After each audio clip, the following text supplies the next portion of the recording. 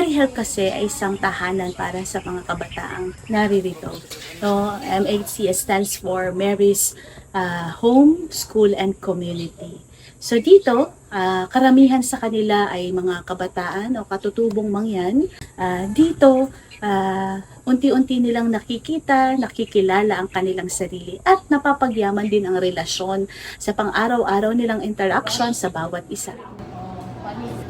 Imagine, ano sila yung talagang masaya sila na 1:1 yung aming computer.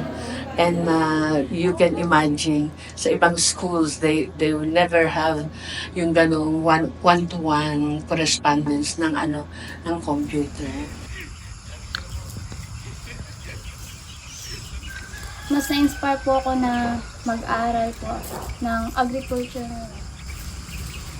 Sana po in the future mas makatulong po ako sa mga future farmer din po. Good amag. Yellow at saka puti, di ba yun?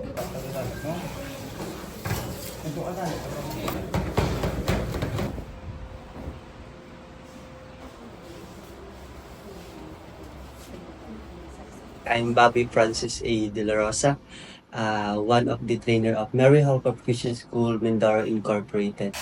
Bilang isang trainer po dito sa Mary Health, gusto ko pong makatulong sa mga kabataan na umaasa dito sa Mary Health Corporation School.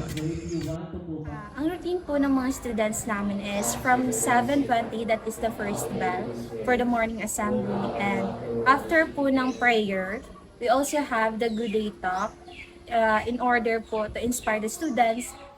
At least may isang bagay or may practice sila for that day, like to be good, to be kind. Bilang isang kabataan, gigising sa umaga, nandyan magpa-farm drill. So yung iba ay nagluluto ng umagahan ng ibang kasamahan.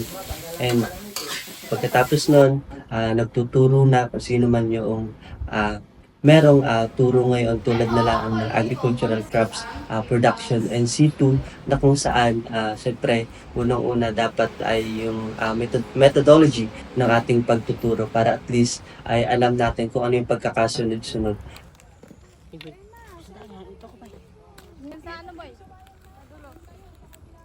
Karoon din po ako ng inspiration para magkuha ng course na Bachelor of Science in Entrepreneurship, major in Agribusiness. Dahil din sa nasaya po ako, nakaramdam ko ng saya sa parang, kaya hindi na ako nagdalawang isip na magkuha ng course na related sa agriculture. Mas maganda po yung natutunan ko diyan kay yung kahit na walang mga gagamitin ng mga chemicals na gagamitin mo, mapapaganda mo na yung tanim mo sa organic.